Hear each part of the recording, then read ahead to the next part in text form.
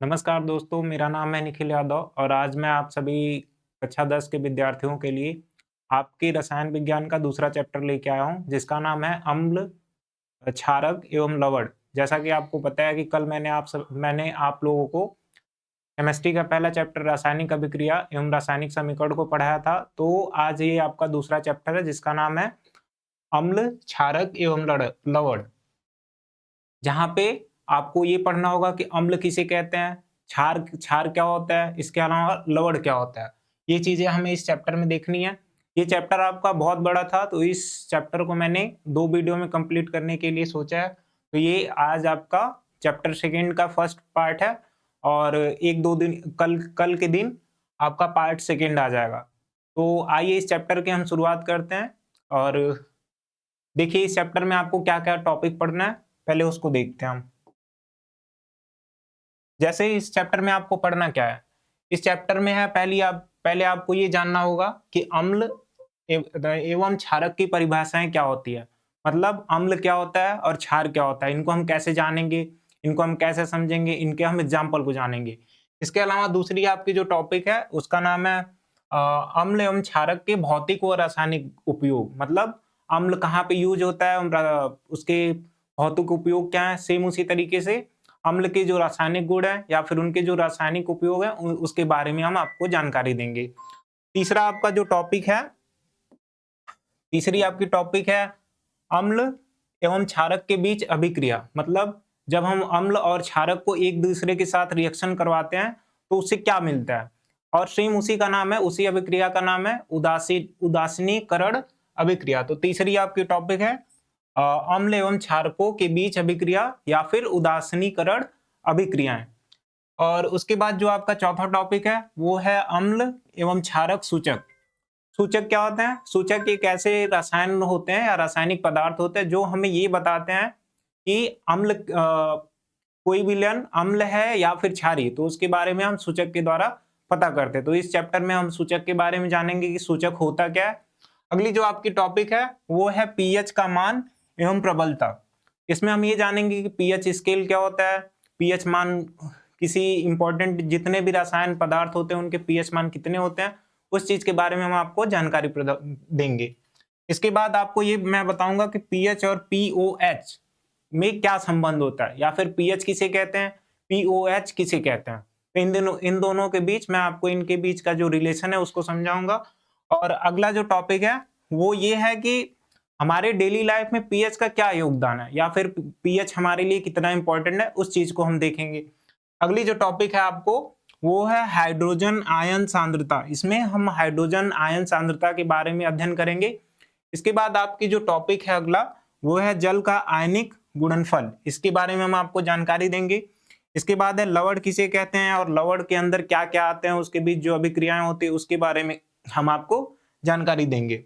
इसके बाद हम यहाँ पे कास्टिक सोडा, विरंजक चूर्ण, बेकिंग सोडा, खाने का सोडा एवं इसके अलावा जो धावन सोडा और लास्ट आपकी टॉपिक होगी प्लास्टर ऑफ पेरिस, जिसके बाद हम उसमें कुछ और भी प्रश्न ऐड करके लेके आएंगे जो आपके लिए इंपॉर्टेंट होंगे। तो आज मैं इसमें आपको कौन कौन से टॉपिक पढ़ाने वाला हूँ। पहला, अम्ल तथा क्षारक की परिभाषाएं। अगला है अम्ल एवं क्षारक के भौतिक व रासायनिक उपयोग क्या होते हैं। तीसरी जो टॉपिक है आपकी वो है उदासीनीकरण अभिक्रिया। इसके बाद जो चौथी टॉपिक मैं आपको पढ़ाऊंगा वो होगा अम्ल एवं क्षारक के सूचक। मतलब सूचक क्या होता है उसके बारे में हम जानकारी प्राप्त करेंगे। इसके बाद है कि पीएच मान व प्रबलता क्या होती है। इसके बाद अगली जो टॉपिक हम आज पढ़ेंगे वो है पीएच और पीओएच में क्या संबंध है, इसके बारे में हम जानेंगे। और जो आज की लास्ट टॉपिक होगी वो होगा कि हमारे डेली लाइफ में पीएच का क्या इंपॉर्टेंस है। तो मुझे उम्मीद है कि आप सबको ये समझ में आ गया होगा कि इस चैप्टर में हमें पढ़ना क्या है। और बाकी बची हुई जो हेडिंग्स हैं उनको मैं कल अगले वीडियो में समझा दूंगा, जो कि इस चैप्टर का पार्ट 2 होगा। तो आइए अब एक एक करके हम इस चैप्टर को समझते हैं। उससे पहले अगर किसी ने इस चैप्टर से पहले का जो चैप्टर रासायनिक अभिक्रिया एवं रासायनिक समीकरण अगर उसको नहीं पढ़ा है तो वो जा करके एक बार आप उस वीडियो को देख लीजिए, जिससे आपको सारी जानकारी प्राप्त हो जाए। तो आइए इस चैप्टर की हम शुरुआत करते हैं और ये देखते हैं कि अम्ल होता क्या है। तो सबसे पहली जानकारी आपको मैं बहुत सिंपल लैंग्वेज में ये बता रहा कि आप बहुत से ऐसे पदार्थ हैं जिनका जब आप सेवन करते हैं, जब उसको आप खाते हैं तो उसका जो स्वाद होता है वो खट्टा होता है। अब सिंपल सी बात है कि जो अगर कोई हम पदार्थ को खा रहे हैं उसमें अगर खट्टापन है, तो हम ये कहेंगे कि उस पदार्थ के अंदर अम्ल है या फिर वे पदार्थ कैसा है, अम्लीय है। तो सिंपल सी परिभाषाएं होती हैं, वे रासायनिक पदार्थ जो जिनके अंदर खट्टापन या फिर जिनका स्वाद खट्टा हो उसे हम अम्ल कहते हैं। तो वही यहाँ पे लिखा गया है कि अम्ल, देखते रहिए इस पे। पहला है कि जिनका स्वाद या फिर अम्ल वे रासायनिक पदार्थ होते हैं जिनका स्वाद खट्टा होता है। वही चीजें मैंने बताई कि अम्ल एक ऐसे रासायनिक पदार्थ होते हैं जिनको खाने पर उनका जो स्वाद आता है वो खट्टा आता है। अगला जो इसमें है कि अम्ल को जब हम लोग पानी में मिलाते हैं, पानी में मतलब जब हम लोग किसी जली विलयन में मिलाएंगे तो वो हमेशा हमें H+ आयन देते हैं। आयन मतलब उसके ऊपर पॉजिटिव चार्ज और नेगेटिव चार्ज, जो कि आपने क्लास 9th में पढ़ा होगा कि आयन किसे कहते हैं, आयन के प्रकार कितने होते हैं, वो सारी चीजें आपने देखी होगी। तो पहला पॉइंट तो ये था कि जब अम्ल को हम लोग खाते हैं या फिर अम्ल जैसी चीजों को, जिन पदार्थों में अम्ल होता है, जब उसका हम सेवन करते हैं तो जो हमें उसका स्वाद होता है वो हमेशा हमें खट्टा मिलता है। दूसरा पॉइंट इसमें है कि जब हम अम्ल को किसी विलयन में मिलाते हैं या फिर किसी जलीय विलयन में मिलाते हैं, मतलब पानी के घोल में मिलाते हैं, तो वो हमें हाइड्रोजन आयन प्रोवाइड करता है। तो ये हो गया आपका दूसरा पॉइंट। पहला पॉइंट जिनका स्वाद कैसा हो, खट्टा हो, ऐसे रासायनिक पदार्थ जिनका स्वाद खट्टा हो उनको हम अम्ल कहते हैं। दूसरा पॉइंट, अम्ल की जो क्वालिटी है कि जब उसको हम जल में मिलाते हैं तो वो हमें हमेशा हाइड्रोजन आयन को देते हैं। तीसरा जो इसमें पॉइंट है कि जब, अब सबसे पहले लिटमस पेपर क्या होता है, ये लाइकेन जैसे पौधे से हमें लिटमस पेपर प्राप्त होता है। ये एक प्रकार का सूचक है। सूचक मतलब इंडिकेटर, जो हमें ये बताता है कि कोई भी अगर विलयन है तो वो अम्लीय है या फिर क्षारीय है। उसके बारे में अभी हम आगे पढ़ेंगे कि सूचक होता क्या है। लिटमस पेपर के बारे में हम थोड़ी जानकारी देखेंगे। तो सबसे पहले अभी बस आपको ये याद रखना है कि जब लिटमस पेपर में हम नीले लिटमस पेपर को अम्ल के अंदर, यानी कोई जलीय विलयन है जिसके अंदर अम्ल ऑलरेडी प्रेजेंट है, तो जब हम उसके अंदर नीला लिटमस पेपर डालते हैं तो वो उसका कलर जो है वो रेड कलर का हो जाता है, लाल कलर का वो हो जाता है, मतलब कि नीला लिटमस पेपर लाल रंग में बदल जाता है। अगला है कि धातु के साथ प्रतिक्रिया करके हाइड्रोजन गैस बनाती है या फिर हाइड्रोजन गैस को निष्कासित करती है या निर्मुक्त करती है। जब हम किसी अम्ल को किसी धातु मतलब मेटल के साथ हम लोग क्रिया कराते हैं तो उससे हाइड्रोजन गैस बाहर निकलती है। ये चीजें फिर से अभी आगे हमें पढ़ना है, तो फिलहाल के लिए ये याद रखना है कि जब, जैसे यहाँ पे जिंक क्या है, एक मेटल है, हाइड्रोक्लोरिक एसिड, ये हाइड्रोक्लोराइड क्या है या फिर हाइड्रोक्लोरिक एसिड है, ये HCl आपका। और जब ये रिएक्शन करते हैं एक दूसरे के साथ तो ये जिंक क्लोराइड, और साथ में आपको दिख रहा होगा कि यहाँ पे ये हाइड्रोजन गैस को बाहर निकाल रहे हैं। ये जो बाहर ऊपर की तरफ एरो निकला है, इसका मतलब ये होता है कि यह इस रिएक्शन में हाइड्रोजन गैस बाहर निकल रही है। अगला, अब इसके कुछ एग्जांपल्स हैं, जैसे HCl मतलब हाइड्रोक्लोरिक एसिड, जैसा कि आपको पता है कि ये हमारे पेट में पाई जाती है, हमारे भोजन को डाइजेस्ट कराने में ये हेल्प करती है। अगला, तो ये पहला हो गया आपका HCl। अगला जो है वो है H2SO4 मतलब सल्फ्यूरिक एसिड। ये एक ऐसी एसिड होती है या फिर एक ऐसा अम्ल होता है जो कि बैटरी, इन्वर्टर की बैटरी, इन सारी चीजों में ये यूज होता है। तो अगला जो है H2SO4 मतलब सल्फ्यूरिक एसिड। अगला जो है वो है नाइट्रिक एसिड। नाइट्रिक एसिड मतलब सर ये क्या करता है या फिर ये कहाँ पाई जाती है? तो नाइट्रिक एसिड हमेशा उर्वरक जैसे यूरिया, खाद, ऐसी सारी चीजों बनाने में नाइट्रिक एसिड का उपयोग करते हैं। तो नाइट्रिक एसिड क्या है? वो भी एक प्रकार का अम्ल है। अगला जो है वो है एसिटिक एसिड, जिसका फॉर्मूला याद रखिएगा कि CH3COOH। ये कहाँ पाया जाता है? तो ये सिरके में पाया जाता है। अगला जो आपका एग्जाम्पल आपने बहुत पहले ये कई बार सुना होगा कि लैक्टिक एसिड या फिर लैक्टिक अम्ल, ये क्या होता है? ये हमें दही में पाई जाते हैं। जब दूध से दही बनता है तो उसमें हम लोग लैक्टिक अम्ल या फिर लैक्टिक एसिड का उपयोग करते हैं। एक और है, जैसे नींबू और संतरे में भी खट्टापन होता है, इनका स्वाद भी खट्टा होता है। तो इसके अंदर भी कोई अम्ल पाया जाता होगा तो उसका नाम है आपका सिट्रिक अम्ल। तो सबसे पहले हम ये जानते हैं, फिर से एक बार रिवीजन करते हैं कि अम्ल होता क्या है। अम्ल ऐसे रासायनिक पदार्थ होते हैं जो स्वाद में खट्टे होते हैं। दूसरा पॉइंट इसमें कि जब इनको हम लोग पानी या फिर जलीय विलयन में मिलाते हैं, मतलब अम्ल को जब हम लोग जलीय विलयन में मिलाएंगे तो वो क्या होगा, उसमें से हमें हाइड्रोजन आयन मिलता है। तीसरा पॉइंट, जब हम नीले लिटमस पेपर को किसी अम्ल के जलीय विलयन में मिलाएंगे तो वो जो नीला लिटमस पेपर होगा वो आपका लाल हो जाएगा। वही चीजें हैं। अगला आपका एक और पॉइंट था कि जब अम्ल को हम लोग धातु के साथ क्रिया कराते हैं तो हमें हाइड्रोजन गैस मिलती है। जैसे कि मैंने बताया कि जब आप लोग जिंक को HCl के साथ क्रिया कराएंगे तो आपको वहां पे जिंक क्लोराइड और साथ में हाइड्रोजन गैस बाहर निकलती हुई दिखेगी, जैसे कि यहाँ पे लिखा गया। अगला है कि अम्ल के मैंने कुछ उदाहरण दिए, जैसे हाइड्रोक्लोरिक एसिड जो कि हमारे पेट के अंदर पाई जाती है, जो कि हमें भोजन को पचाने में मदद करती है। अगला है सल्फ्यूरिक एसिड H2SO4 जो कि मैंने अभी बताया कि बैटरी, जैसे इन्वर्टर की बैटरी, इन सारी चीजों में ये यूज की जाती है। अगला है नाइट्रिक अम्ल। नाइट्रिक अम्ल कहाँ पे यूज होता है, जैसे मैंने अभी बताया कि खाद, यूरिया, ये जो चीजें होती हैं इनमें हम नाइट्रिक अम्ल का उपयोग करते हैं। इसके अलावा सिरका जो होता है उसमें आपका एसिटिक अम्ल पाया जाता है जिसका फॉर्मूला होता है CH3COOH।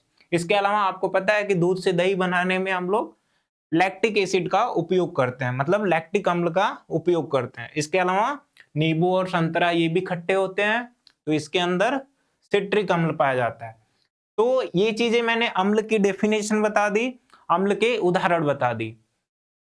सिंपल सा आपको लगभग समझ में आ गया होगा। अब पहले के टाइम में एक साइंटिस्ट हुआ करते थे, एक वैज्ञानिक थे जिनका नाम था आर्हेनियस।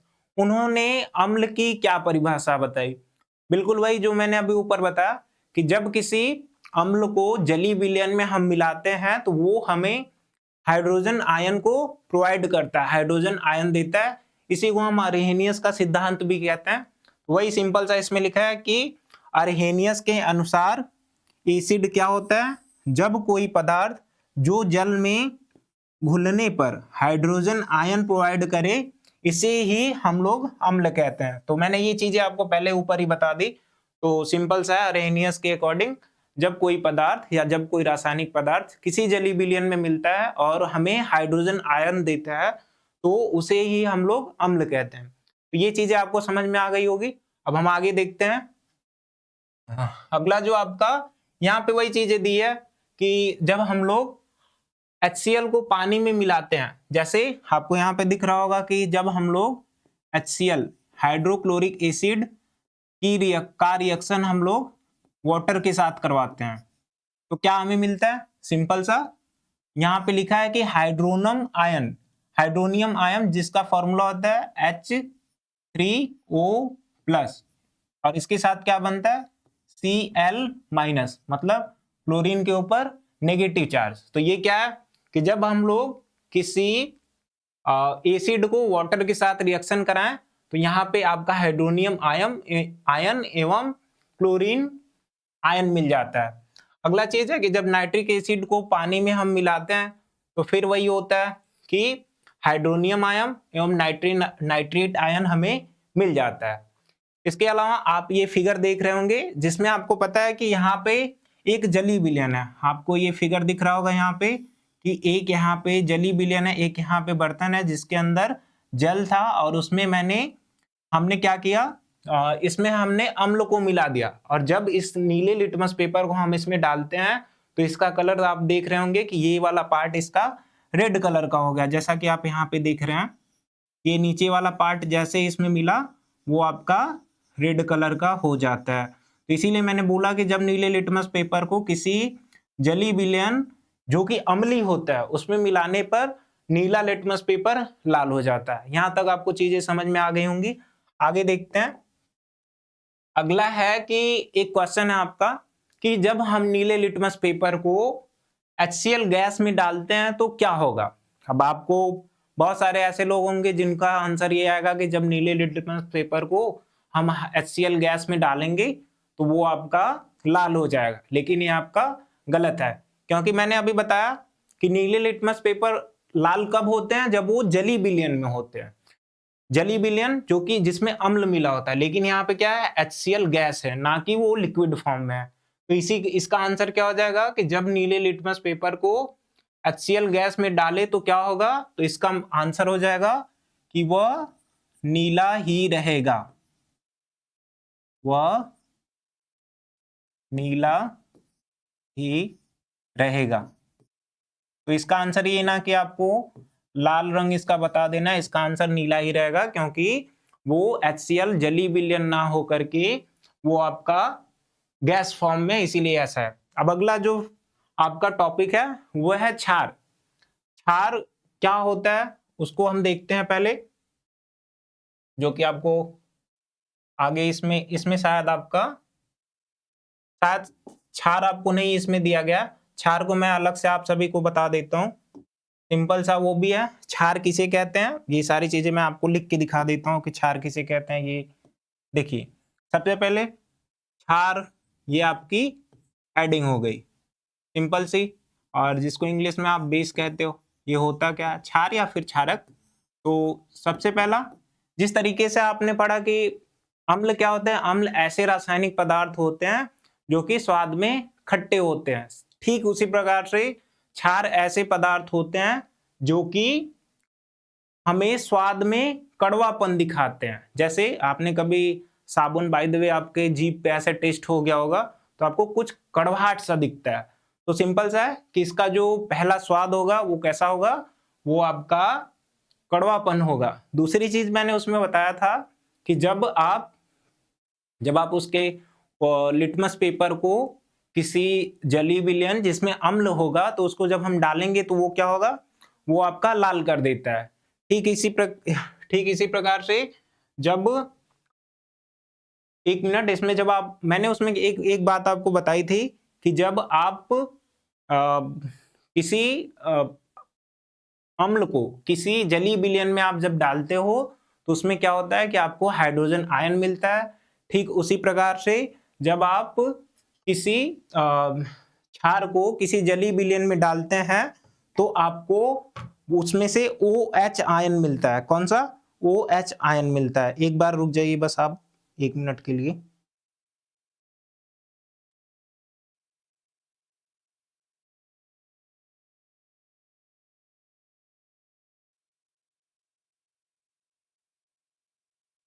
तो हम यहाँ पे अभी क्षार को देखते हैं।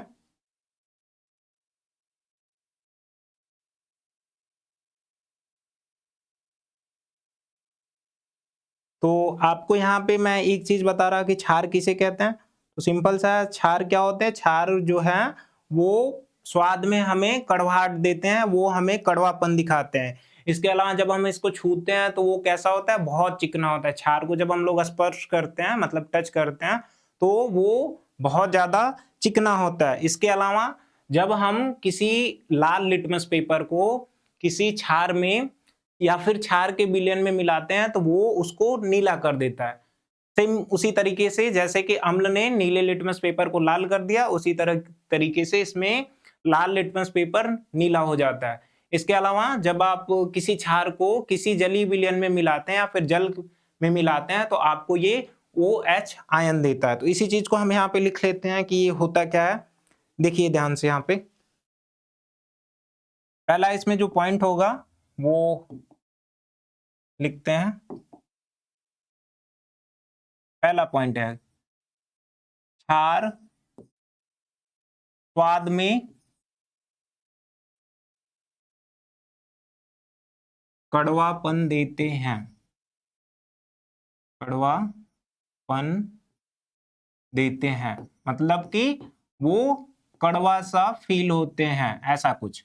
दूसरा इसमें पॉइंट कि क्षार को जब या फिर किसी लाल लिटमस पेपर को जब क्षारी विलयन में मिलाते हैं तो वो कैसा हो जाता है, वो आपका नीला हो जाता है।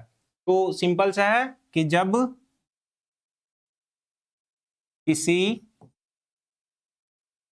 जब किसी लाल लिटमस पेपर को क्षारीय विलयन में मिलाते हैं, विलयन में मिलाते हैं, तो वो किस में कन्वर्ट हो जाता है, वो हमें नीला दिखाई देने लगता है, मतलब हमें नीला वो दिखाई देता है।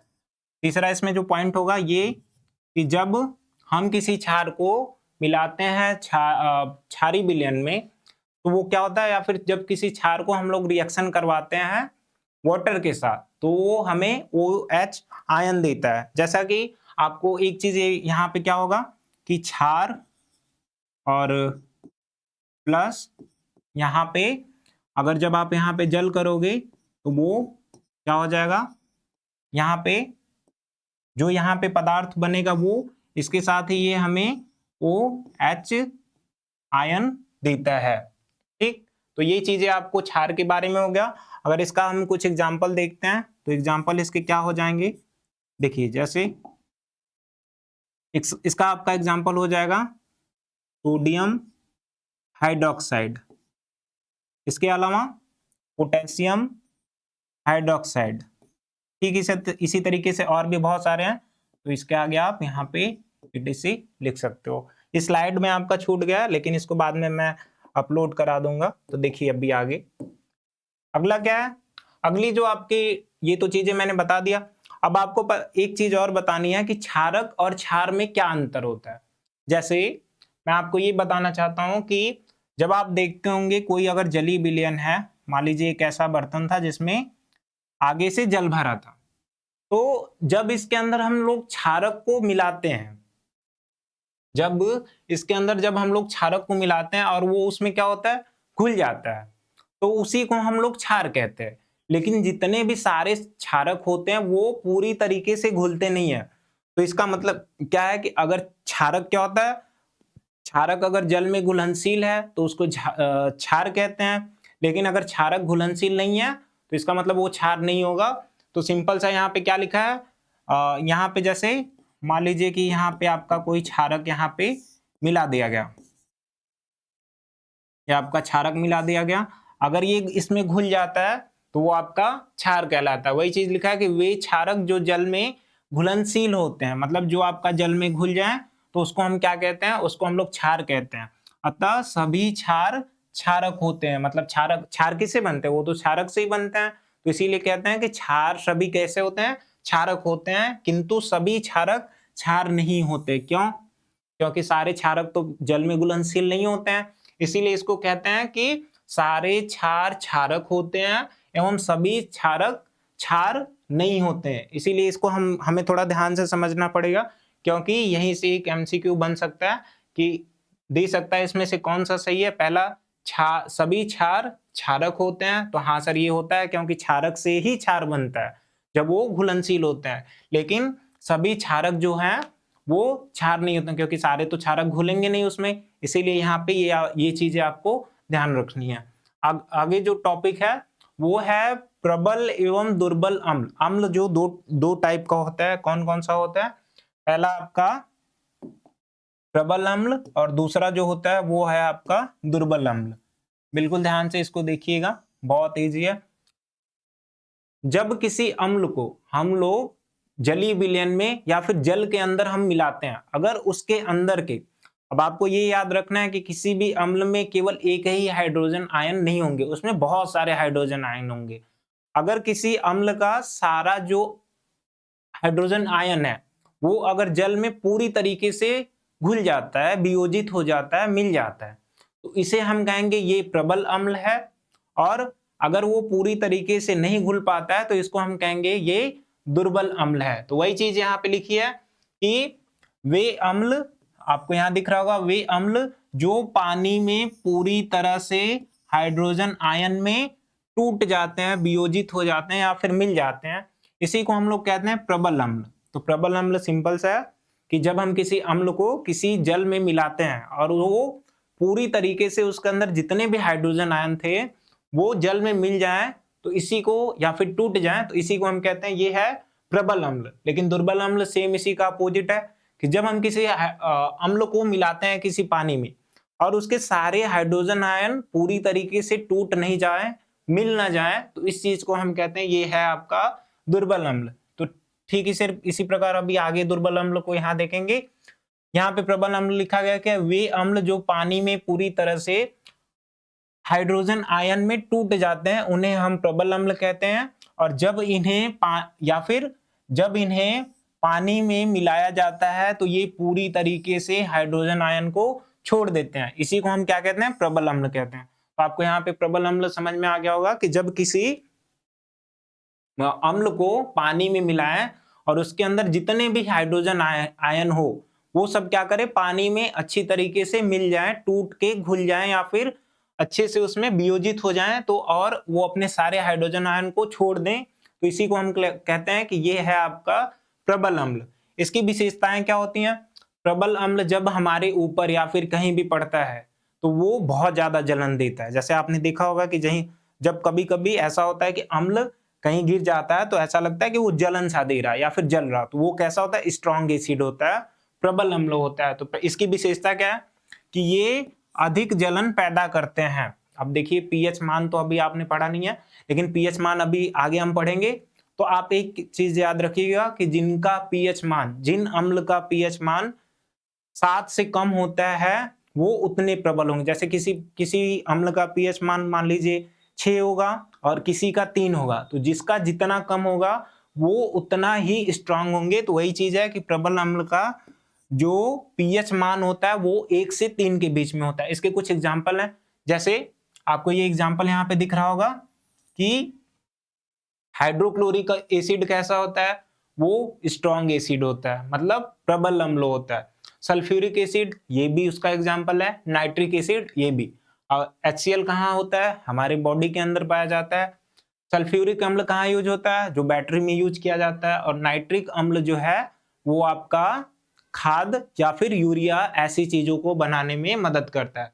ये जब पानी में मिलते हैं तो कैसे बनते हैं, जैसे यहाँ पे हाइड्रोक्लोरिक एसिड है, जब ये टूटता है तो ये हाइड्रोजन आयन और क्लोरीन आयन में परिवर्तित हो जाता है। सेम इसी तरीके से जब आपका सल्फ्यूरिक एसिड टूटता है या फिर पानी में जब मिलता है तो वो हाइड्रोजन आयन और सल्फ्यूरिक आयन में या फिर सल्फेट में ये चेंज हो जाता है, इसको हम कहते हैं सल्फेट।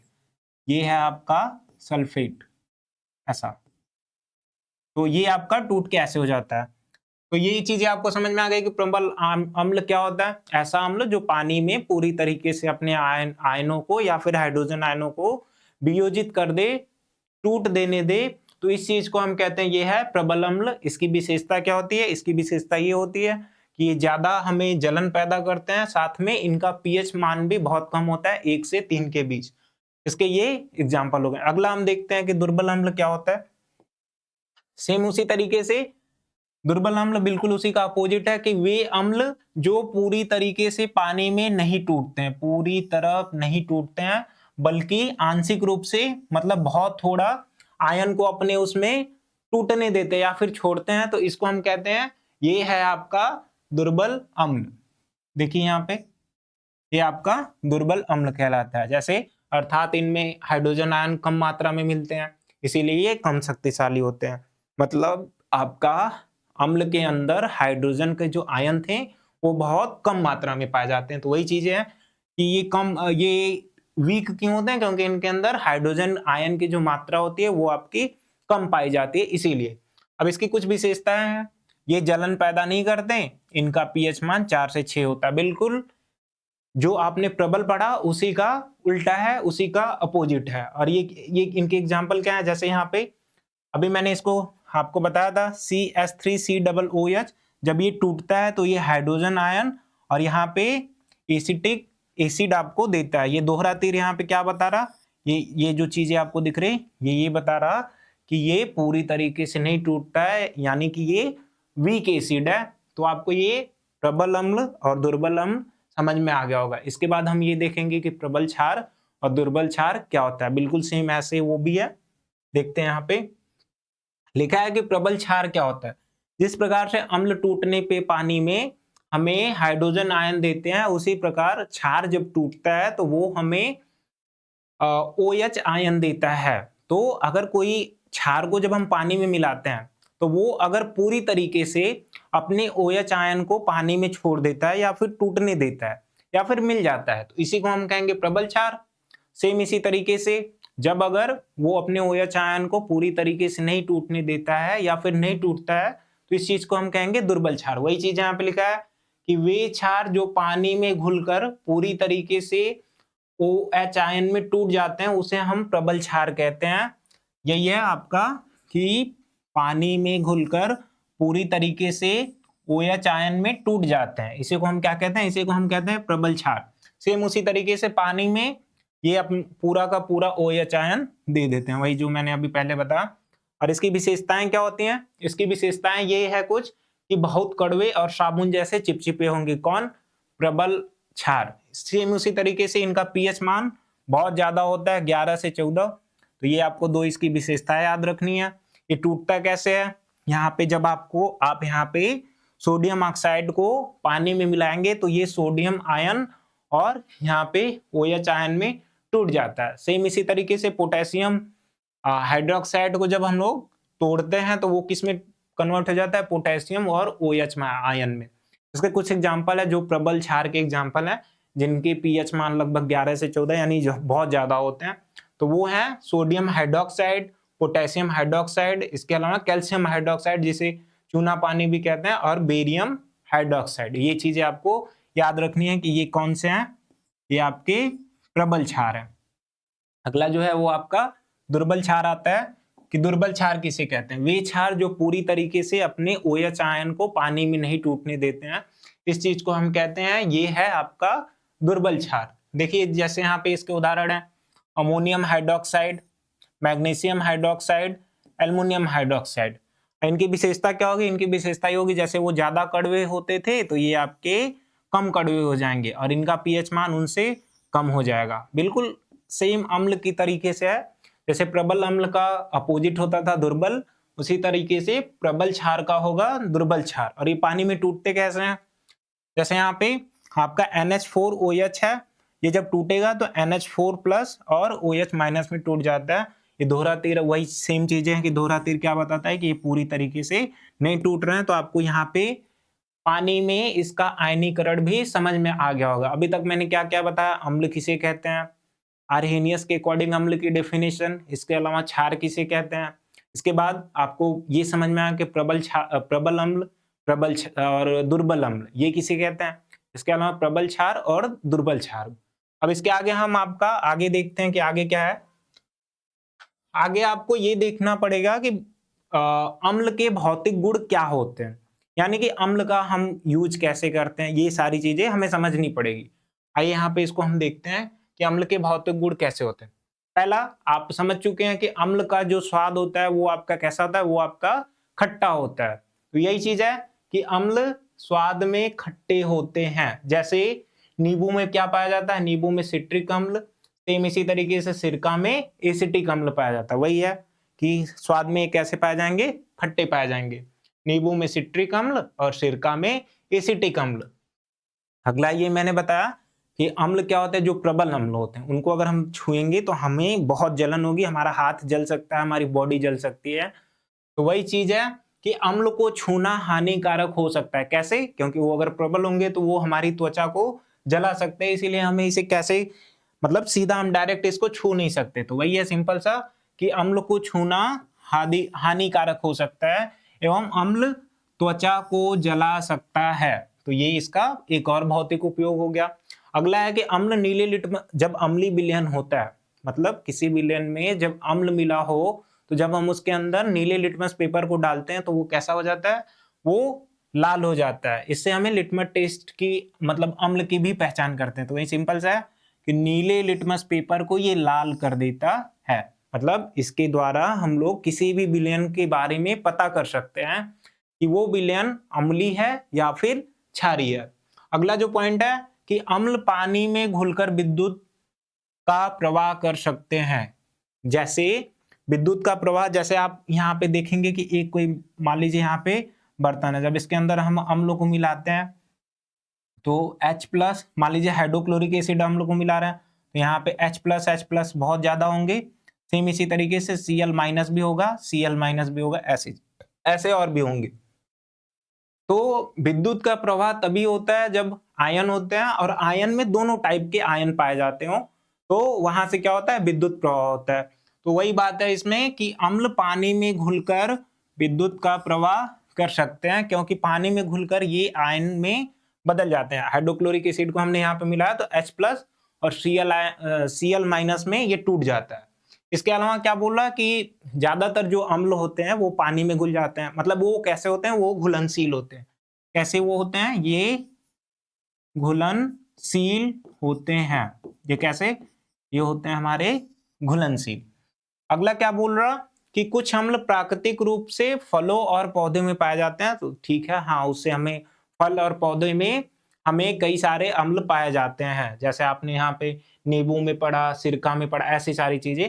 अगला क्या है, प्रबल अम्ल धातु, कपड़े, इन सारी चीजों पे अगर गिर जाएं तो वो उनको नुकसान पहुंचा सकते हैं, कपड़ों को जला सकते हैं, त्वचा को जला सकते हैं। तो ये सारी चीजें।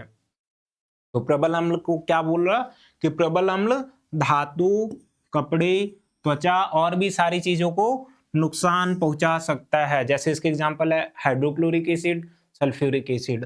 लास्ट इसका पॉइंट है कि अम्ल का पीएच मान 7 से कम होता है।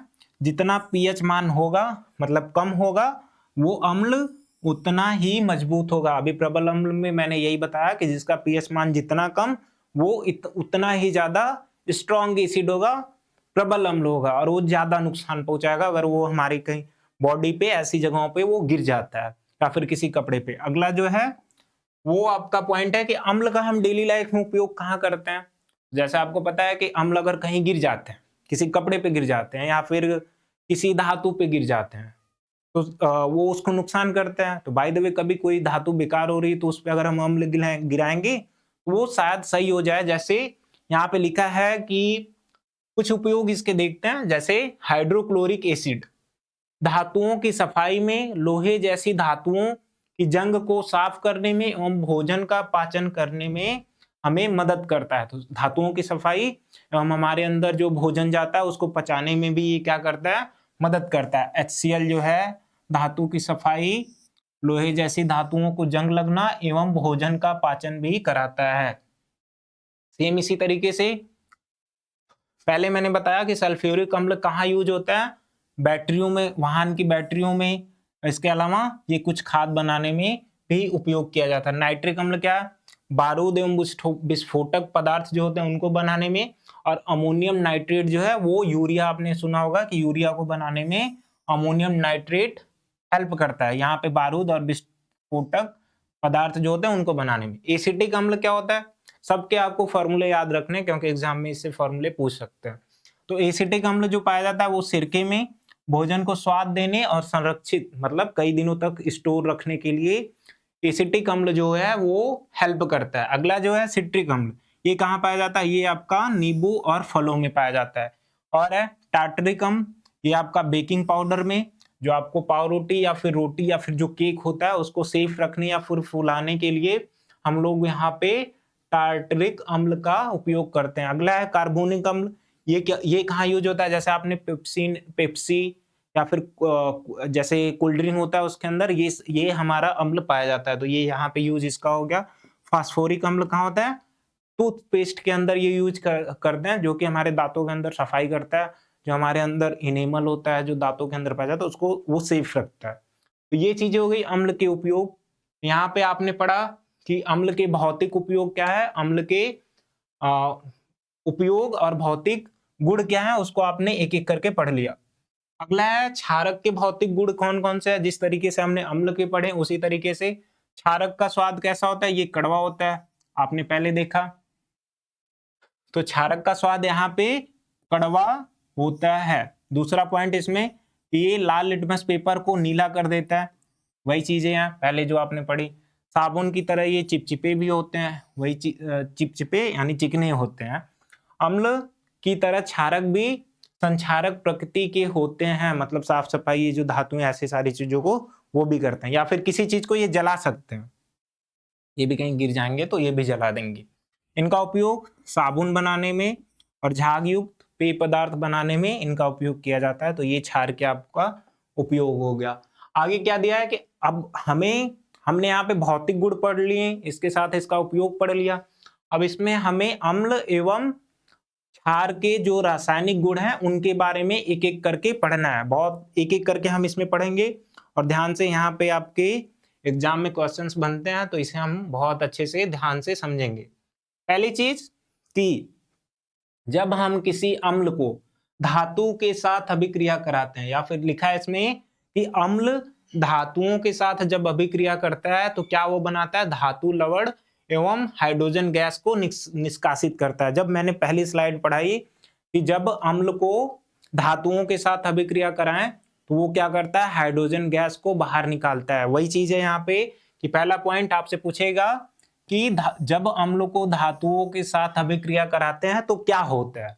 तो आपको सिंपल सा इसमें आंसर याद रखना है कि जब अम्ल धातुओं से अभिक्रिया करता है तो वो लवण और हाइड्रोजन गैस को बाहर निकालता है। तो ये आपको इस चीज को आपको याद करके रख लेना है। जैसे ये वाली चीज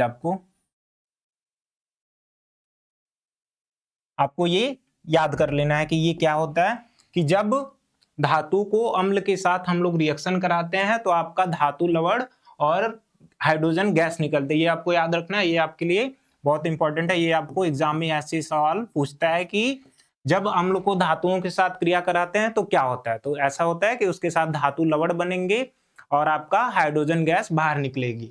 जैसे इसके एग्जाम्पल मैंने पहले बताया कि जब आप जिंक को मान लीजिए किसी भी अम्ल के साथ क्रिया कराएंगे तो वो आपका हाइड्रोजन गैस को बाहर निकालता है। जैसे आपको यहाँ पे दिख रहा होगा कि जिंक है और ये जब HCl मतलब हाइड्रोक्लोरिक एसिड के साथ रिएक्शन करता है तो इसमें आपका जिंक क्लोराइड और साथ ही में हाइड्रोजन गैस आपको बाहर निकलती हुई दिख रही होगी। ये आपको जो हाइड्रोजन के पास एरो ऊपर की तरफ दिख रहा है, इसका मतलब है कि इस रिएक्शन के थ्रू यहाँ पे हाइड्रोजन गैस बाहर निकल रही है। अगला जो है तो ये आपको पहला रासायनिक गुण क्या पता चला कि जब किसी अम्ल को हम लोग धातु के साथ रिएक्शन करवाते हैं तो उससे हमें धातु लवण मिलता है और साथ ही साथ हाइड्रोजन गैस आपकी बाहर निकलती है। तो ये पहला हो गया रासायनिक गुण। दूसरा ये है कि जब धातु कार्बोनेट क्या होती है, जैसे ये है आपका कार्बोनेट CO3, उसके पावर जो दो आपके नेगेटिव चार्ज है उसको हम बोलते हैं कार्बोनेट। और धातु जैसे आपका मान लीजिए सोडियम हो गया, मैग्नीशियम हो गया, तो जब उनको हम मिला देते हैं तो वो आपका धातु कार्बोनेट कहलाता है।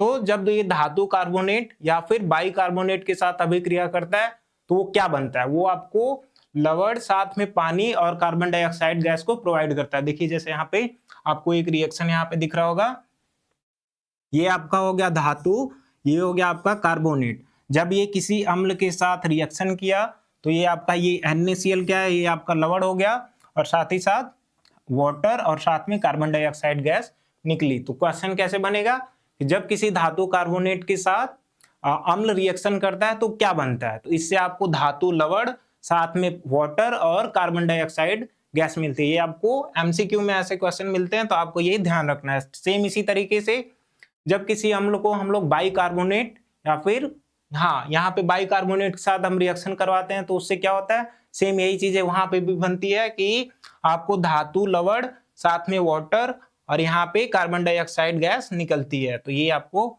याद रखना है। यहाँ पे आपको दिख रहा होगा, तो देखिए यहाँ पे जैसे यहाँ पे मैं साइड में आपको लिख के दे रहा कि धातु कार्बोनेट जब इसका रिएक्शन हम लोग करवाते हैं अम्ल के साथ तो हमें हमेशा मिलता है धातु लवण और साथ में आपको मिलेगा जल मतलब H2O और CO2। तो यही चीजें बस क्वेश्चन में ऐसे ही पूछेगा कि जब आप धातु कार्बोनेट को अम्ल के साथ क्रिया करवाते हैं तो आपको क्या मिलता है। तो बस यही है कि धातु लवण मिलेगा और आपको साथ में जल और कार्बन डाइऑक्साइड गैस मिलेगी। तो ये हो गया आपका इसका दूसरा रासायनिक गुण। और तीसरा इसका जो रासायनिक गुण है इसमें ये कह रहा कि जब धातु ऑक्साइड के साथ अम्ल अभिक्रिया करता है तो क्या बनता है। कल मैंने आपको उपचयन और अपचयन अभिक्रिया बताई थी, जिसमें ये मैंने बताया कि ऑक्सीजन अगर बाहर निकले यानी हास हो तो वो उपचयन, और अगर जुड़े तो वो क्या हो जाएगा, अपचयन। तो सेम उसी तरीके से है यहाँ पे कि जब हम किसी धातु ऑक्साइड, मतलब यहाँ पे कॉपर ऑक्साइड है, इसका जब हम लोग रिएक्शन यहाँ पे अम्ल के साथ करवाते हैं तो यहाँ पे हमें कॉपर क्लोराइड और साथ में वाटर मिलता है। तो सिंपल सा क्वेश्चन ये बनेगा कि जब आप किसी धातु ऑक्साइड के साथ किसी अम्ल की क्रिया करवाते हैं तो आपको क्या मिलता है। तो सिंपल सा इसका आंसर हो जाएगा कि अम्ल इनके साथ हम अभिक्रिया करके लवण और जल बनाते हैं। तो इसका आंसर केवल इतने में ही होगा, बस ये आपको याद रखना है। तो आपको ये तीन इसके रासायनिक गुण पता चल गए होंगे कि जब अम्ल को धातु के साथ क्रिया कराएंगे तो क्या होगा, धातु लवण, साथ में आपका हाइड्रोजन गैस बाहर निकलेगी।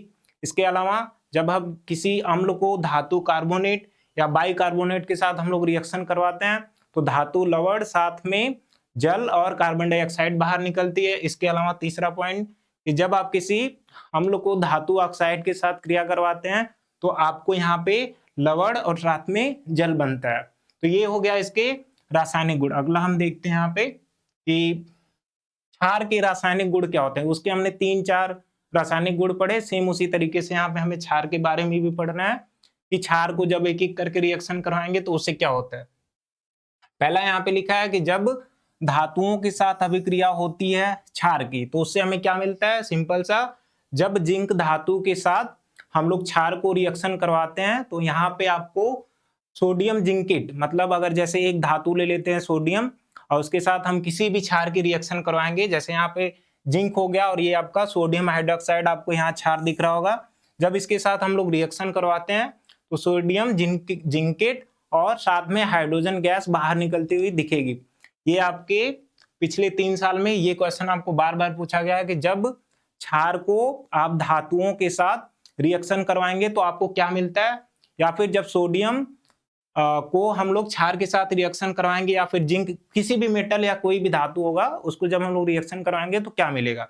आपको बस ये याद रखना है, यहाँ पे ये आपका सोडियम जिंकेट बनेगा। ये बार बार पूछता है तो आपको इसको ध्यान रखना और ये आपके लिए इंपॉर्टेंट है, तो इसको आप लोग याद रखिएगा। तो पहला हो गया कि धातु के साथ रिएक्शन करवाने पे सोडियम जिंकेट हमें मिल रहा। अगला है कि धातु कार्बोनेट से क्रिया कराने पे क्या होगा। जैसे वहां पे हम लोग अम्ल का धातु कार्बोनेट के साथ क्रिया करवाएं तो हमें क्या मिल रहा था, धातु लवण, साथ में जल और कार्बन डाइऑक्साइड। लेकिन जब हम लोग क्षार के साथ यहाँ पे रिएक्शन करवाते हैं तो हमें यहाँ पे कोई अभिक्रिया नहीं होती, कुछ भी नहीं मिलता। तो आपको इसका आंसर याद रखना है कि जब धातु कार्बोनेट के साथ अम्ल मिलेगा तो आपको यहाँ पे कोई अभिक्रिया नहीं होती है, तो आपको यहाँ पे याद रखना है इस चीज को। ये अगला जो लास्ट है इसका कि अम्ल के साथ क्रिया कराने पे क्या होता है। सिंपल सा आपको ये याद रखना है कि जब अम्ल किसी क्षार में मिले या फिर कोई क्षार किसी अम्ल में मिले तो हमें हमेशा लवण और साथ में हमें जल की प्राप्ति होगी। इसी चीज को अभी आगे पढ़ना है, उदासीनीकरण अभिक्रिया होती है, तो वही आगे पढ़ना है, वो यहीं पे आपको पॉइंट दिख रहा। तो तीसरा पॉइंट है कि जब अम्ल के साथ किसी क्षार को क्रिया कराएंगे तो वो आपका लवण और जल मिलेगा। यहाँ पे आपको HCl अम्ल दिख रहा होगा और सोडियम हाइड्रोक्साइड आपको यहाँ पे क्षार दिख रहा। जब इन दोनों को मिलाते हैं तो यहाँ पे सोडियम क्लोराइड आपका लवण बन गया और साथ में यहाँ पे आपको जल मिल गया। तो ये आपको क्षार के रासायनिक गुण भी पता चल गए हैं, क्षार के भौतिक गुण भी पता चल गए। तो ये चीजें आपको याद रखनी है। आगे देखिए आगे क्या है, आगे वही मैंने अभी जो बताया कि उदासीनीकरण अभिक्रिया क्या होती है। जैसे मान लीजिए कि आपने सुना होगा कि मिट्टी में अम्लीय पावर या फिर उसकी जो अम्लीय क्षमता होगी वो बढ़ गई है, तो उससे क्या होता है, तब भी हमें फसल अच्छी नहीं मिलेगी। और अगर उसकी क्षारीय क्षमता भी बढ़ गई तो भी हमें फसल अच्छी नहीं मिलती है। तो हम करते क्या है, अगर अम्ल ज्यादा हो गया है तो उसमें हम क्षार को मिला के उस चीज को न्यूट्रल कर देते हैं, मतलब उसकी पीएच वैल्यू को 7 कर देते हैं। मतलब पीएच वैल्यू अगर 7 से नीचे है तो वो अम्ल है और पीएच वैल्यू 7 से ज्यादा है तो उसको हम क्षार कहते हैं, मतलब वो क्षारीय है, उसमें क्षार ज्यादा मिल गया। तो एक दूसरे के साथ हम उसमें मिला देते हैं और वो जब उदासीन हो जाता है तो फसल जो होती है वो अच्छी होती है। तो सेम उसी तरीके से अगर आपसे पूछे कि उदासीनीकरण अभिक्रिया क्या होती है, जब हम अम्ल को किसी क्षार के साथ रिएक्शन करवाएंगे तो हमें एक लवण मिलता है, साथ में हमें जल मिलता है। इस पूरी प्रक्रिया को या फिर इस पूरी क्रिया को हम लोग उदासीनीकरण अभिक्रिया कहते हैं। वही चीजें आपको यहाँ पे लिखा है कि जब अम्ल और क्षार को आपस में अभिक्रिया करवाते हैं तो वो एक दूसरे के प्रभाव को निष्क्रिय कर देते हैं। जैसे कि आपको मैंने अभी बताया कि अगर मिट्टी जो है अम्लीय हो गई है तो उसमें हम क्षार को डाल देंगे, जिससे क्या होगा कि उसकी अम्लीयता कम हो जाएगी। अगर क्षारीय हो गई है तो उसमें अम्ल डाल के या फिर अम्लीय पदार्थ डाल के उसको हम लोग उदासीन कर देते हैं। तो इस अभिक्रिया में क्या बनेगा आपका लवण और यहाँ पे जल बनेगा। तो इसी पूरी प्रोसेस को हम क्या कहते हैं, इसको हम कहते हैं उदासीनीकरण अभिक्रिया या फिर न्यूट्रलाइजेशन रिएक्शन कहते हैं। और ये होता है कैसे, ये सिंपल सा आपको यहाँ पे लिखा गया है कि जब अम्ल के साथ क्षार मिलता है तो हमें यहाँ पे लवण और जल की प्राप्ति होती है। और इसके कुछ एग्जांपल यहाँ पे लिखे हैं, जैसे हाइड्रोक्लोरिक एसिड, ये क्या है आपका, ये आपका एसिड है, और ये क्या है आपका बेस है, मतलब ये अम्ल है और ये क्या है क्षार है। और जब इसको हम बनाते हैं तो ये सोडियम क्लोराइड आपका बन जाता है जो कि आपका लवण है, और ये आपको जल की प्राप्ति हो गई। तो ये आपका अम्ल, ये आपका क्षार हो गया, और ये आपको लवण की प्राप्ति और साथ में इसके जल बन गया। तो यही चीज आपको सिंपल सा याद रखना है। यही याद रखिएगा जब अम्ल किसी क्षार के साथ क्रिया करता है तो वो हमेशा लवण और जल बनाता है, यही आपको याद रखना है। सेम उसी तरीके से नाइट्रिक एसिड है और पोटेशियम हाइड्रोक्साइड है, जब इनको हम बनाएंगे तो हमें पोटेशियम नाइट्रिक या फिर नाइट्रेट मिलेगा और साथ में हमें यहाँ पे जल मिलेगा। इसको हम लोग, ये जो KNO3 है इसको हम बोलते हैं पोटेशियम नाइट्रेट। तो ये आपको समझ में आ गई होगी। एक बार फिर से मैं उदासीनीकरण अभिक्रिया बताता हूँ कि जब किसी अम्ल को किसी क्षार के साथ हम लोग रिएक्शन करवाते हैं तो उससे हमें हमेशा जो लवण और साथ में जल मिलता है, इस पूरी क्रिया, इस पूरी प्रक्रिया या फिर प्रोसेस को हम लोग उदासीनीकरण अभिक्रिया कहते हैं। समझ में आ गया होगा ये आपको। आगे हम देखते हैं। अगला जो है इंडिकेटर क्या होता है। इंडिकेटर, जैसे हम जब रोड पे चलते हैं तो हमारे बाइक में इंडिकेटर होता है, हमें जब लेफ्ट मुड़ना होगा तो हम लोग उसमें हम इंडिकेटर का यूज करते हैं, राइट जो भी जिधर हमें जाना होगा तो हम इंडिकेटर का यूज करते हैं। ठीक उसी प्रकार हम ये पता अगर करना चाहें, हमारे सामने कोई भी जलीय विलयन दे दिया गया, अब हमसे कोई ये पूछेगा कि वो अम्लीय है या फिर क्षारीय है, तो उसका हम पता कैसे करेंगे। उसके लिए हम क्या करते हैं, कुछ ऐसे पदार्थ लेते हैं, कुछ ऐसे रासायनिक पदार्थ लेंगे जिनको हम उसके अंदर डुबोएंगे तो उसके कलर में चेंजेस आएंगे। तो उसके अकॉर्डिंग हम समझ जाएंगे कि वो विलयन जो है वो जलीय विलयन है, यानी उस विलयन, उस पानी के अंदर अम्ल मिला है या फिर क्षार मिला है। तो वही चीज है कि इंडिकेटर क्या होते हैं, ऐसे ये रासायनिक पदार्थ होते हैं जो अम्ल तथा क्षार के बीच के अंतर को बताने के लिए यहाँ पे प्रयोग किए जाते हैं। अंतर बताने का मतलब क्या हुआ कि हमें ये बताएंगे कि अगर कोई विलयन है वो क्षारीय है या फिर अम्लीय है, तो उसी को बोल रहा कि अम्ल और क्षार के बीच अंतर ये हमें बताने के लिए प्रयोग किया जाता है। क्या सूचक यहाँ पे, तो क्या बोला, ये किसी विलयन में पीएच में परिवर्तन होने पर अपना रंग बदलते हैं। पीएच में परिवर्तन मतलब अगर पीएच 7 से कम है तो जैसे उसमें नीला लिटमस पेपर डालेंगे तो वो लाल हो जाएगा, अगर ज्यादा है तो लाल वाला नीला हो जाएगा, मतलब वो क्षार रहेगा तो वो नीला हो जाएगा। तो वही चीज है यहाँ पे कि किसी विलयन के पीएच में परिवर्तन होने पर ये क्या करते हैं, ये अपने रंग को बदल देते हैं, जिससे हमें ये पता चलता है कि दिया गया द्रव अम्लीय है, क्षारीय है या फिर उदासीन है। अगर वो अपना कलर बदल देंगे, नीला लिटमस पेपर लाल हो जाएगा तो वो जो विलयन है वो आपका अम्लीय होगा। अगर लाल लिटमस पेपर अपने आप को नीला बदल देता है तो उसको हम कहेंगे ये आपका क्षारीय होगा। तो इंडिकेटर क्या हुआ, इंडिकेटर एक ऐसा रासायनिक पदार्थ होता है जो हमें ये बताने में मदद करता है कि कोई जलीय विलयन अम्लीय है या फिर वो क्षारीय या फिर उदासीन होता है। तो इसी को हम लोग कहते हैं कि ये आपका सूचक है। आगे कुछ सूचक के नाम दिए गए हैं जो आपको ये बताएगा कि जब हम उसको जलीय विलयन या फिर अम्ल में या क्षार में डालते हैं तो हमें रंग कैसा मिलता है। जैसे यहाँ पे आपको लिखा गया है कि नीला लिटमस पेपर को जब हम लोग अम्ल में डालेंगे तो कैसा हमें रंग दिखाई देगा, वो लाल हमें मिलता है। वो चीजें मैंने आपको पहली स्लाइड पे बता दी कि जब नीले लिटमस पेपर को हम लोग लाल या फिर नीले लिटमस पेपर को किसी अम्लीय विलयन में मिलाएंगे तो उसमें क्या होता है कि वो लाल रंग हमें प्राप्त होता है। सेम उसी तरीके से जब हम किसी नीले लिटमस पेपर को क्षार में मिलाते हैं तो वो तो उसका कलर चेंज नहीं होगा। तो क्वेश्चन ये बनता है कि नीला लिटमस पेपर क्षार में मिलाने पे क्या होगा, वो हमेशा नीला ही दिखेगा। अगला जो है वो है कि लाल लिटमस पेपर। ये आपको लाल लिटमस पेपर को बता रहा है कि जब आप अम्ल में डालोगे तो वो हमेशा लाल रहेगा, और जब आप उसको क्षार में डालोगे तो आपको उसका नीला कलर दिखाई देगा। सेम इसी तरीके से एक और सूचक होता है जिसको हम बोलते हैं फिनोप्थलीन। ये क्या होता है, जब इसको हम लोग अम्ल में डालेंगे तो क्या होता है कि हमें ये रंगहीन दिखेगा। रंगहीन मतलब बिना कलर का, तो वही लिखा गया है बेरंग। और जब इसको हम क्षार में मिलाएंगे तो हमें गुलाबी दिखता है। जैसे अगर आपको कोई एक बर्तन दे दिया जाए और उसके अंदर आपको जली विलेन है, उसके अंदर अगर अम्ल है, अगर उसके अंदर अम्ल डाला गया है, तो जब उसके अंदर हम फिनोप्थलीन को डालेंगे तो हमें फिनोप्थलीन जिस कलर का होगा हमें उसी कलर का मिलेगा। मतलब उसका कोई रंग चेंज नहीं होगा। अगर वही विलेन के अंदर क्षार मिलाया गया था तो वो फिनोप्थलीन आपका गुलाबी हो जाएगा। सेम इसी तरीके से अगला जो सूचक है उसका नाम है मेथिल ऑरेंज। जब इसको हम किसी अम्लीय विलयन में मिलाएंगे तो इसका कलर लाल हो जाएगा, और जब क्षारी विलयन में मिलाएंगे तो ये आपका पीला हो जाएगा। अगला जो है हल्दी। हल्दी को जब हम लोग अम्ल में मिलाते हैं तो उसके कलर में चेंज नहीं होता है, वो सेम उसी तरीके से पीले कलर का ही रहेगा। लेकिन जब हम उसको क्षारी कलर या फिर क्षारी विलयन में मिलाएंगे तो वो हल्के लाल भूरे कलर का हो जाता है। सेम उसी तरीके से चीन गुलाब का जो रस होता है, अगर उसको हम लोग अम्ल में मिलाएंगे तो वो गुलाबी, और साथ में अगर उसको हम क्षार में मिलाते हैं तो वो हरा हो जाता है। क्षार में मतलब क्षारी विलयन में। अगला जो है एक पौधा होता है जो कि हाइड्रेंजिया का पौधा होता है। उसका जो फूल होता है वो हमेशा नीले कलर का होता है।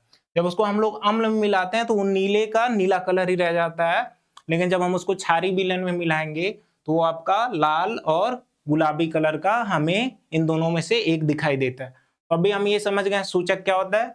सूचक एक ऐसा रासायनिक पदार्थ होता है जो हमें ये पहचानने में मदद करता है कि कोई भी विलयन अम्लीय है या फिर क्षारीय है। और यहाँ पे हमने कुछ सूचक के नाम भी देख लिए और ये पता कर लिए कि जब उनको अम्लीय विलयन में मिलाएंगे तो उनका कलर कैसा होगा, और जब क्षारीय विलयन में मिलाएंगे तो उनका कलर कैसा होगा। आगे जो आपका टॉपिक है वो है आपका, टॉपिक से पहले एक नोट है आपका। जैसे जब हम कोई विलयन लेते हैं और विलयन के अंदर अगर जब हम मान लीजिए कि अम्ल को मिलाते हैं, जैसे ये आपका एक विलयन हो गया, जब इसमें हम किसी अम्ल को मिलाते हैं तो वो अपने पूरे हाइड्रोजन को तो नहीं तोड़ेगा, उसके अंदर कुछ कुछ उसके कुछ हाइड्रोजन भी टूटेंगे, उसके अंदर कुछ OH आयन भी होते हैं। तो अगर किसी विलयन के अंदर हाइड्रोजन आयन की संख्या या फिर हाइड्रोजन आयन जो है वो OH से ज्यादा होंगे तो वो विलयन हमेशा कहलाएगा अम्लीय विलयन। तो यहाँ पे आपको ऐसे साइन मिल जाएगा कि यहाँ पे इसका मतलब यह है कि हाइड्रोजन आयन जो है वो OH आयन से ज्यादा है तो वो विलयन अम्लीय कहलाएगा। मतलब एक विलयन है उसके अंदर अम्ल भी डाला गया, क्षार भी डाला गया, तो अम्ल क्या करता है हमें हाइड्रोजन आयन को देता है और क्षार क्या करता है हमें OH आयन को देता है। अगर हाइड्रोजन आयन ज्यादा है एज कंपैरिजन OH आयन के तो वो विलयन कैसा है, अम्लीय विलयन। अगर किसी विलयन के अंदर हाइड्रोजन आयन की जो नंबर होगी या फिर जो क्षमता होगी या फिर बोलेंगे जो हाइड्रोजन आयन होंगे अगर वो OH आयन के बराबर होते हैं तो इसको हम बोलते हैं कि ये विलयन जो होगा वो आपका कैसा होगा, उदासीन विलयन। और सेम इसी तरीके से अगर किसी विलयन में OH आयन जो है हाइड्रोजन आयन से ज्यादा है तो ऐसे विलयन को हम कहेंगे ये आपका है क्षारीय विलयन। तो यहाँ पे ऐसे साइन हो जाए, ये आपको याद रखना है। ये MCQ में ऐसे क्वेश्चन देते हैं कि जब हाइड्रोजन आयन किसी विलयन में OH आयन से ज्यादा होंगे तो वो विलयन कैसा होगा। ऑप्शन होगा आपका अम्लीय विलयन, उदासीन विलयन, क्षारीय विलयन या फिर इनमें से कोई नहीं। तो ये आपको याद रखेंगे तभी ये आपका क्वेश्चन सॉल्व हो पाएगा। आगे जो है आज का ये लगभग लास्ट टॉपिक लगभग शायद होगा या फिर इसके आगे एक और टॉपिक बचेगा वो मैं पढ़ा के फिर इसका बचा हुआ पार्ट दूसरे वीडियो में आपको दूंगा। तो पहला है ये आपका टॉपिक आ गया पीएच स्केल या फिर पीएच पैमाना, इसको क्या कहते हैं, कैसे कहते हैं या फिर क्यों कहते हैं। जैसे कोई अगर विलयन है उसके अंदर कितना हाइड्रोजन आयन है इसको हम कैसे पता करेंगे। तो एक साइंटिस्ट हुआ करते थे जिनका नाम था सोरेनसन, जो कि जर्मन के साइंटिस्ट थे। उन्होंने क्या बताया कि उन्होंने एक ऐसा पैमाना दिया जिसके आधार पे हम ये जान सकते हैं कि कोई विलयन कैसा है, यानी वो अम्लीय है या फिर वो क्षारीय है। तो ये चीजें यहाँ पे लिखी गई है कि किसी विलयन में उपस्थित हाइड्रोजन आयन की शक्ति का मतलब किसी विलयन में हाइड्रोजन आयन कितना है वो पता करने के लिए सोरेनसन नामक वैज्ञानिक ने पीएच पैमाना दिया। तो सबसे पहले पीएच पैमाना क्यों आया या फिर पीएच पैमाना का यूज हम क्यों करते हैं, तो पीएच पैमाने को सोरेनसन नामक वैज्ञानिक ने दिया।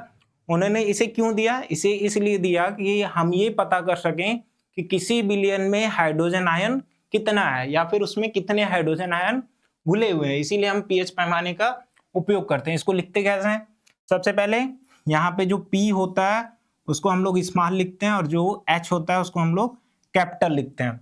और ये जो है P का मतलब यहाँ पे सिंपल सा लिखा है कि P छोटे अक्षर में लिखा जाता है और ये जर्मन का वर्ड है। इसके अलावा इसको जर्मन में पोटेंज या फिर हिंदी में इसको पुषांश कहते हैं। क्लियर नहीं है कि इसको कहते क्या है, क्योंकि इस चीज को क्या पढ़ते हैं ये आज तक क्लियर नहीं हो पाया।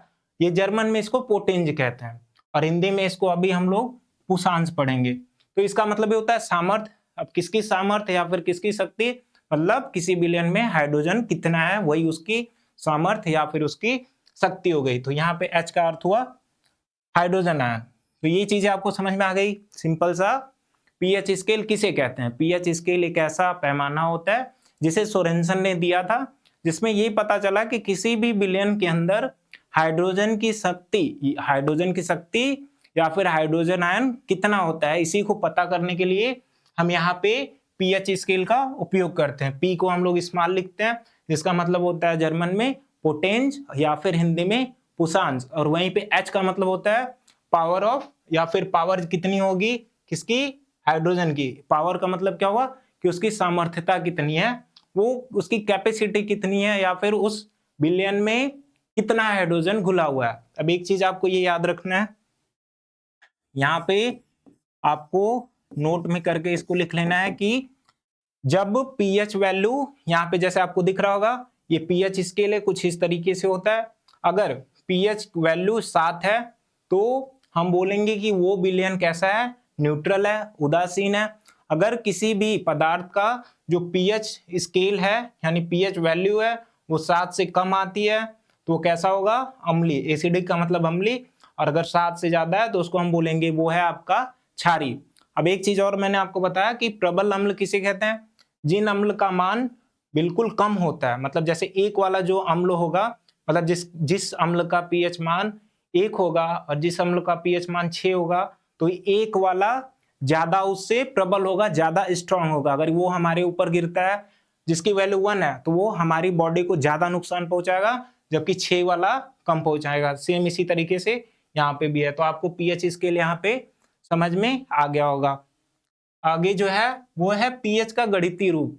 सोरेनसन ने पीएच का गणितीय रूप यानी कि उसको हम मैथ में कैसे, मैथमेटिक्स फॉर्म में कैसे लिखते हैं उसी को यहाँ पे बताया कि सोरेनसन ने बताया कि हाइड्रोजन आयनों के मोल प्रति लीटर सांद्रण के लिए ऋणात्मक लघु गुणक को पीएच कहते हैं। मतलब आपने अभी लॉग तो नहीं पढ़ा होगा, क्लास 10th में आप 9th में आपने पढ़े थे मोल प्रति लीटर। और सांद्रण किसे कहते हैं, सांद्रण का मतलब होता है कैपेसिटी, किसी विलयन के अंदर हाइड्रोजन की जो कैपेसिटी होती है। इसको मैथ में हम कैसे, मैथ फॉर्म में कैसे लिखते हैं, सिंपल सा, यहाँ पे आपको पी एच लिखना है और इसके बाद क्या बोल रहा, ऋणात्मक। यहाँ पे आपको ऋणात्मक दिया है तो आपको यहाँ पे ऋणात्मक लिख देना पड़ेगा। लघु गुणक या फिर लघु गणक का मतलब क्या होता है, लॉग, तो आपको यहाँ पे लॉग लिख देना है और इसकी बेस में आपको 10 लिख के यहाँ पे आपको ये हो गया आपका सांद्रण का साइन और यहाँ पे आपको H प्लस लिख देना है। ये आपका गणितीय रूप हो गया किसका, पीएच का। अब एक और चीज होती है पीओएच। क्या होता है पीओएच, जैसे यहाँ पे हमने पीएच का यूज किया अम्ल को पता करने के लिए, अगर उसी तरीके से हमें अगर क्षार को पता करना हो तो उसको हम लोग गणितीय फॉर्म में कैसे लिखते हैं, तो सिंपल सा आपको यहाँ पे लिखना पड़ेगा P फिर O यहाँ पे H और यहाँ पे भी बोला है ऋणात्मक, तो आपको यहाँ पे ऋणात्मक लिख के लॉग और इसकी बेस में 10 और यहाँ पे आपको सांद्रण का साइन लगा के यहाँ पे लिख देना पड़ेगा OH की पावर माइनस और इसको बंद कर देना पड़ेगा। ये आपका हो गया।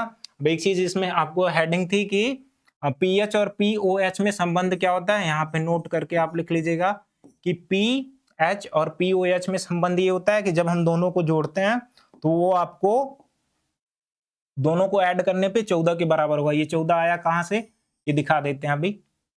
सिंपल सा है ये आपका, कि आपने ये देखा कि टोटल स्केल कितने थे, ये आपका 14, जहां पे 0 से लेकर के 7 एसिडिक था, मतलब अम्लीय था, और 7 से लेकर के 14 तक क्षारी था। तो जब यहाँ से 7 और यहाँ का 7 दोनों को जब हम लोग ऐड करते हैं तो वो 14 के बराबर होगा। अब इसमें क्वेश्चंस कैसे पूछेगा, आपको बोल देगा कि किसी पदार्थ का पीएच मान लीजिए 11 दिया या फिर 10 दिया है, तो आप पीओएच की वैल्यू हमें बताइए। यहाँ पे किसी भी पदार्थ का पीएच वैल्यू 10 दिया है तो हमें पीओएच की वैल्यू फाइंड करके बताइए। सेम इसी फॉर्मूले पे रख देंगे, पीएच की जगह पे 10 और पीओएच को हम लोग वहीं वैसे ही सेम लिख देंगे, और इज इक्वल टू 14। जब 10 उधर जाएगा माइनस का हो जाएगा, तो पीओएच इज इक्वल टू क्या हो जाएगा, 14 माइनस 10, और जब ये जाएगा तो पीओएच की वैल्यू 4 आ जाएगी। अब आपको पता है ये LHS है, तो 10 और ये भी आया 4, दोनों को ऐड करेंगे तो LHS RHS के बराबर हो गया। मतलब ये आपका आंसर भी सही हो गया। बट इसमें हमें आपके सिलेबस से हट गया तो हमें इसमें सवाल को लगाना नहीं है, बट मैंने आपको बता दिया। अब यहाँ पे कुछ चीजें आपको याद रखनी है कि किस किस पदार्थ का पीएच वैल्यू कितना होता है, देख लेना है उसको। यहाँ पे लिखा है कि हाइड्रोक्लोरिक एसिड का जो पीएच मान होता है वो 0 होता है, कहीं कहीं पे 0.5 भी लिखा होगा, तो दोनों सही है लगभग। नींबू का रस कितना होता है, उसका पीएच मान 2.7 होता है।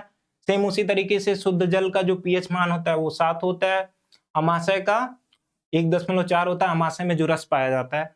इसके अलावा सिरका का 4, मानव लार का जो होता है, जो टाइलिन होता है, वो कितना होता है, 6 से लेकर के 7.5 या फिर 4 तक होता है। सेम उसी तरीके से अगर हम रक्त की बात करें, हमारे अंदर के जो ब्लड पाया जाता है उसका 7.4 होगा। मिल्क ऑफ मैग्नीशिया जिसका 10.5 होता है, अगर 10.5 हुआ तो वो कैसा, क्षारीय हो जाएगा। इसके अलावा दूध का कितना होता है, 6.5 होता है। तो आपको इसमें दिख रहा होगा ये शुद्ध जल जो है ये उदासीन है, इसके अलावा ये अम्लीय है, और नींबू का रस ये भी अम्लीय है, और इसके अलावा अमाशय, मतलब इसमें सारा अम्लीय है। बस यही एक ऐसा मिल्क ऑफ मैग्नीशिया जो कि आपका क्षारीय है। इसमें से आपको ज्यादातर क्या याद रखना है, मिल्क का, रक्त का, मानव लार और एक अमाशय का रस है। तो सारे इंपॉर्टेंट, बस आपको जैसे बता दे रहा कि इसमें से 4 आप याद रख लीजिएगा, वो ज्यादातर आपके एग्जाम में पूछता है। लास्ट टॉपिक आपका आ गया कि दैनिक जीवन में हम लोग पीएच का क्या यूज करते हैं या फिर पीएच का क्या महत्व है। जैसे मैंने आपको एग्जाम्पल के तौर पे बताया कि मिट्टी में अगर अम्लीय क्षमता बढ़ गई है तो उससे क्या होगी, फसल अच्छी नहीं होगी। अगर क्षारीय क्षमता बढ़ गई है, मतलब जब हम मिट्टी को मेजर करवाएंगे, जब उसको हम लोग चेक करवाएंगे कि मिट्टी की जो क्षारीय क्षमता ज्यादा है या फिर अम्लीय, अगर क्षारीय होगा तो भी फसल अच्छी नहीं होगी, और अगर अम्लीय होगा तो भी फसल अच्छी नहीं होगी। तो इसे हम क्या करते हैं, अगर अम्लीय होगा तो उसके अंदर हम लोग क्षार को मिला देंगे, मतलब चूने को डलवा देंगे, तो वो क्या हो जाएगी, अम्लीय से वो उदासीन की तरफ हो जाएगी। अगर क्षारीय है तो उसमें हम अम्ल जैसी चीजों को मिलवा देंगे तो भी वो उदासीन हो जाएगा और फसल अच्छी होगी। तो यहाँ पे लिखा है कि पहला आपको यहाँ पे दिख रहा होगा कि मृदा जांच में हम क्या करवाते हैं, देखेंगे हम यहाँ पे कि जब मिट्टी को जांच करके उसका पीएच मान पता कर लेते हैं, पीएच मान पता करते ही वो पता चल जाएगा कि वो अम्लीय हो गई है या फिर क्षारीय हो गई है, तब फसल की पैदावार अच्छी होती है। जांच करवाएंगे तो हमें पता चल ही जाएगा, तो फिर हम उसका सलूशन निकाल लेंगे और उस तरीके से पदार्थ को यूज करेंगे जिससे अम्लीय या फिर क्षारीयता उसकी बराबर हो जाए। उससे क्या होगी, पैदावार आपकी अच्छी होगी। मिट्टी का पीएच मान 7 के आसपास होता है, ये आपको याद रखना है। मिट्टी का जो पीएच मान है वो आपका 7 होगा। आगे क्या है, जल की उदासीनता बनाए रखने में आपको पता है जब बारिश होती है, जब बारिश के मौसम में जो पहली बारिश होती है तो जितने भी ये पॉल्यूशन है वो इन्वायरमेंट में रहते हैं, और जब बारिश होती है तो वो उन सारे पॉल्यूशन को अपने साथ लेके नीचे आते हैं। तो ऐसे जो रेन होती है, जो बारिश होती है, उसको हम लोग बोलते हैं एसिडिक रेन या फिर अम्लीय वर्षा। तो वो क्या करते हैं, जो जल होते हैं, नदी होती है, तालाब होते हैं, उनके जल को वो अम्लीय कर देते हैं, जिससे क्या होता है, जो उसमें जलीय जीव होते हैं उनके दैनिक या फिर उनकी जो जीवन है उस पर वो नेगेटिव इम्पैक्ट करवाते हैं। तो इसीलिए हम क्या करते हैं, उसमें हम लोग क्षारीय चीजों को मिला करके उसको उदासीन बनाते हैं जिससे जलीय जीव अच्छे से रह सके। तो ये आपका दूसरा हो गया। तीसरा है हमारे पाचन तंत्र में, जैसे हम कभी कहीं जाते हैं और हम ज्यादा खाना खा लेते हैं तो उससे क्या होता है, हमारे भोजन में अपचन हो जाती है। तो इससे हम क्या करते हैं, या तो इनो जैसी चीज। अपचन कैसे होती है, जब उसमें अम्लीय पावर आपका बढ़ जाता है। तो उसमें हम क्या करते हैं, या तो इनो जैसी चीजों को लेते हैं जो क्या करता है, क्षार का काम करके आपके अपचन को दूर करता है, या फिर यहाँ पे मैग्नीशियम हाइड्रोक्साइड की गोली आती है, उसको आप जब खाओगे तो वो आपको अपचन नहीं होने देगा। तो वही चीज है कि जब हम अम्ल बढ़ जाता है यहाँ पे, मतलब हम जब ज्यादा खा लेते हैं तो अम्ल वहां पे बढ़ जाता है, जिससे हमारे पेट में क्या होता है, जलन होने लगती है।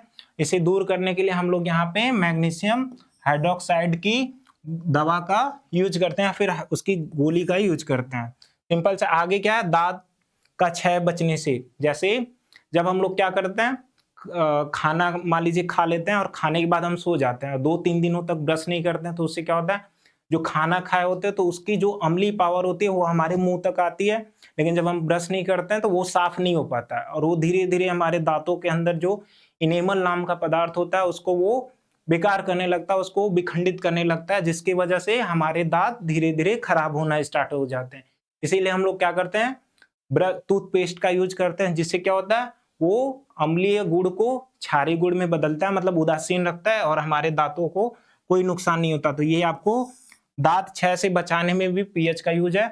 और ये क्या बोला, हमारे मुंह का पीएच मान 5.5 से कम होता है, इसको याद रखना है ये, कि मुंह का हमारे जो पीएच मान है वो 5.5 से कम है। लास्ट है कि पशुओं पौधों द्वारा उत्पन्न रसायनों से आत्मरक्षा हेतु मधुमक्खी का डंक एक फार्मिक अम्ल छोड़ता है। मतलब जब हमें मधुमक्खी या ऐसी चींटी, ऐसी सारी चीजें हमें किसी मतलब ऐसे कुछ भी जानवर हमें काट लेते हैं, तो उसमें क्या होता है, उनके जो लार होते हैं उसमें फार्मिक एसिड पाया जाता है, जिससे क्या होता है, हमारे बॉडी का अम्लीय पावर बढ़ जाता है, जिससे हमें क्या होता है, विष चढ़ने लगता है। ऐसी चीजों में हम लोग दुर्बल क्षारक का उपयोग करके इससे क्या करते हैं, आराम मिलता है। जैसे आपने देखा होगा कि मधुमक्खी के काटने के बाद बहुत सारे लोग उस पे साबुन का यूज करते हैं। अब साबुन कैसा है, वो क्षारीय है, तो वो उस अम्लीय को और क्षारीय मिल करके उसको उदासीन करता है, जिससे हमें वो विष चढ़ना थोड़ा सा आराम देता है।